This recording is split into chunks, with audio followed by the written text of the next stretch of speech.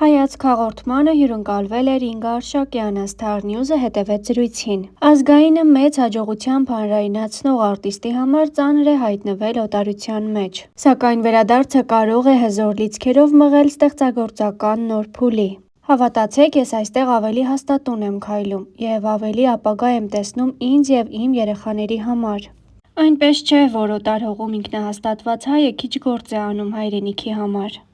Աշխատանքային գործունեությունից խոսելով Ինգան նշեց. շուրջ 10 տարի եթերում չենք եղել, որովհետև որոշել էի ես ինքս էլ նվիրել ինձ ընտանիքին։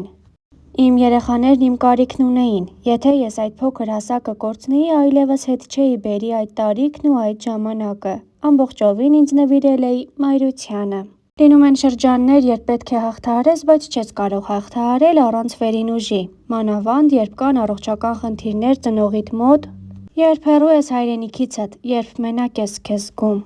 Երբ մենակ ես մնում, հասկանում ես, որ մարդ մենակ է գալիս, մենակ է գնում և մենակ էլ պետք է հաղթահարի այդ խնդիրը։ Դիմում ես առ Աստված ամենաուրախ ու ամենատխուր պահերին, նա արձագանքում է։ Երգչուհի Ինգա Արշակյանն ամուսնությունից և մայրիկ դառնալուց հետո աշխատանքային դադարի մեջ էր։ Այս շրջանում ԱՄՆ-ում բնակվող երգչուհին 2 բալիկ ունի՝ 5-ամյա Մարիան և 3-ամյա Միքայելը։ Մայրիկն արդեն պատրաստ է ընտանեկան կյանքը համատեղել աշխատանքային գործունեության հետ և մեկնարկել հայնոց նախագիծը։ Թերթ.am-ի հետ զրույցում նա առաջին անգամ պատմել է նոր նախագծի, երեխաների և ԱՄՆ-ում լինելու մասին։ Ինգան տրամադրել է նաև երեխաների լուսանկարները, որոնց փորձում էր հեռու պահել հանրային հետաքրքրությունից։ Կարծում եմ երեխաները փոքր տարիքում ավելի անպաշտպան են, այդ իսկ պատճառով սպասում էի մի փոքր մեծանան, հետո ներկայացնեի հանդիսատեսին, ասաց Ինգան պարզաբանելով, թե ինչու է միայն այսքան տարի անց ներկայացնում երեխաների առաջին լուսանկարները։ Խոսելով աշխատանքային դադարի մասին, նա պատմեց, որ այս ընթացքում իրեն նվիրել էր ընտանեկան կյանքին։ Փոքրիկներիս էի մեծացնում, ինձ ամբողջովին նվիրել էի ընտանիքիս, կարծում եմ նրանք իմ լավագույն ստեղծագործություններն են։ 2 զավակս իմ հրաշքներն են։ Արդյոք վերջնական տեղափոխվել է ԱՄՆ, քանի որ վերջին տարիներին այնտեղ է բնակվում։ Որդին Միքայելը ծնվել է ԱՄՆ-ում։ Աշխատանքի բերումով հիմա գտնվում ենք ԱՄՆ-ում, բայց այստեղ մնալու որոշումը վերջնական չէ։ Անդրադառնալով երեխաներին, Ինգան նկատեց, որ երկուսն էլ շատ երաժշտասեր են։ Դեռևս լույս աշխարհ չեկած նրանք մասնակցել են բոլոր ձայնագրություններին և համերգներին։ Դա անշուշտ չէր կարող չանդրադառնալ նրանց երաժշտական լսողության ճաշակի և ունակությունների վրա, ասաց մայրիկը, որն այս ընթացքում որոշել է իրականացնել մանկական նախագիծ։ 21-րդ դարում երեխաների մեծամասնությունը չի պատկերացնում ազատ ժամանակն առանց պլանշետների։ Եվ ինձ մոտ միտք հղացավ տեղափոխել նրանց էկրանի հակառակ կողմ, մասնակից դարձնել երաժշտական հեքիաթի ստեղծմանը։ Ինչի համար պրոֆեսիոնալ մոտեցում է անհրաժեշտ։ Որոշեցինք հիմնել հայնոց երաժշտական ստուդիան, արտիստը պետք է լավագույնս դրսևորի իր ունակությունները։ Դրա համար անհրաժեշտ են վոկալ, ոճաբանություն, պար, բեմական արվեստ և երաժշտական գրականություն։ Ես ու ընկերուհիս հաճույքով կսովորեցնենք արտիստական բոլոր հմտությունները, ասաց նա ու հավելեց, որ երեխաների մասնակցությամբ արդեն տեսահոլովակ են նկարահանել։ Այս երգն անգլերեն է, սակայն կլինեն նաև կատարումներ հայերենով։ Մեր նպատակն է հայ երեխաներին լսելի դարձնել նաև օտարազգի հանդիսատեսի համար, քանզի պետք է կարողանանք միջազգային լեզվով խոսել, այնուհետև մատուցել մերը, կարծում է նա։ Ինգան խոստանում է նաև նոր երգեր թողարկել։ Անդրադառնալով քրոջ Անուշ Արշակյանի հետ համատեղ նախագծերի պասիվությանը, նա ասաց. Ինգա և Անուշ նախագիծը կա և շարունակական կլինի, սակայն բազմիցս նշել ենք, որ երկուսս էլ ունենք մեր հետաքրքրություններն ու մտահաղացումները։ Պահը հասունացել է, որպեսզի հանդես գանք նաև որպես մեներգչուհիներ մեր անհատական նախագծերով։ Ցավոք, այս 2 տարին շրջադարձային էին բոլորիս համար, և ցավոտ այդ իսկ պատճառով դադարեցրեցինք որևէ նորությունների լուսաբանումը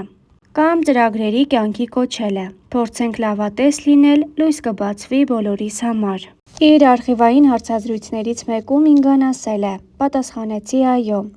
Պատասխանեցի այո այն ժամանակ, երբ զգացի, որ կողքիս վստահելի անձ է։